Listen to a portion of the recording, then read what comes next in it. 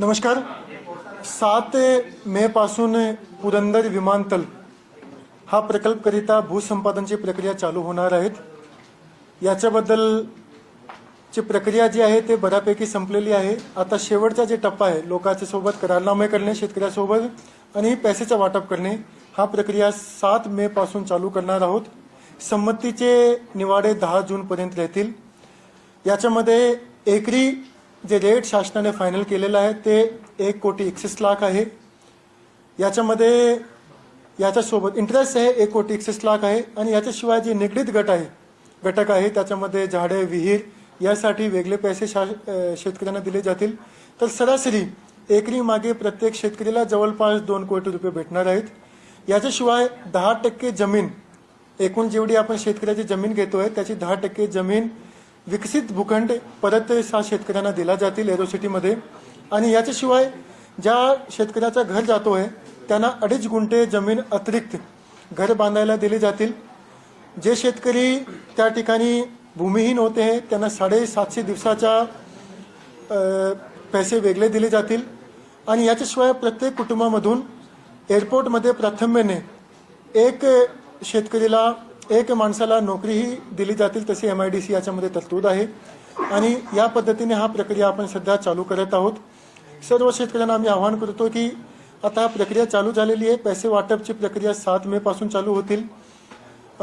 याच्यामध्ये जिल्हाधिकारी कार्यालयामध्ये आणि प्रांत कार्यालयामध्ये हा दोन्हीपैकी आपण आपला करारनामा आमच्याकडे सबमिट करू शकतात. RTGS द्वारे डायरेक्ट बेनिफिट ट्रान्सफर सारखे पैसे शेतकऱ्याच्या खात्यामध्ये सोडले जातील. 3000 एकर एवढी जमीन आम्ही भूसंपादन करणार आहोत. त्याच्याशिवाय जे बाहेरची जमीन होती 7000 एकरचा जे नोटिफिकेशन निघाला होता त्याच्यामध्ये जे अतिरिक्त जमीन आहे त्याचे शिक्के काढण्याची प्रक्रिया चालू केलेली आहे. येणारे काही आठवड्यामध्ये बाकी जमीनचे शिक्के काढले जातील. आणि याच्याशिवाय 2016 पासून आतापर्यंत ज्या लोकांवर गुन्हे दाखल झालेले आहे ते गुन्हे सुद्धा मागे घेतले जातील. त्याची प्रक्रिया ऑलरेडी चालू झालेली आहे. आणि याच्याशिवाय फार्मर प्रोड्युसर कंपनी आम्ही अल्पभूधारक शेतकऱ्यासाठी स्थापित करतो आहे, जेणेकरून हा एअरपोर्टचा डायरेक्टली बेनिफिट त्या भागाच्या शेतकऱ्याला होणार आहे. आणि महिला बचत गटाकरिता एअरपोर्टच्या आत गाला उपलब्ध करून दिला जातील, जेणेकरून जे महिला बचत गटद्वारे तयार केलेले जे हँडीक्राफ्ट आहे, जे प्रोडक्ट्स आहे ते एअरपोर्टच्या आत विकता येणार. या पद्धतीचा एकंदरीत पॅकेज आहे, त्याची डिटेल माहिती आम्ही सांगितलेली आहे. आणि कालपासूनच आमच्याकडे शेतकरी येणे चालू झाले होते, कारण 30 एप्रिलला हा न्यूज लागली होती की रेट फायनल झालेली आहे.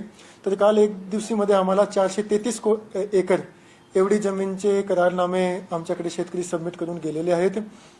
3000 पैकी 1500 एकरचा भूसंपादन झाला की इमिडिएटली राज्य शासनाद्वारे एअरपोर्टसाठी टेंडर काढला जातील आणि पुढची प्रक्रिया चालू होतील.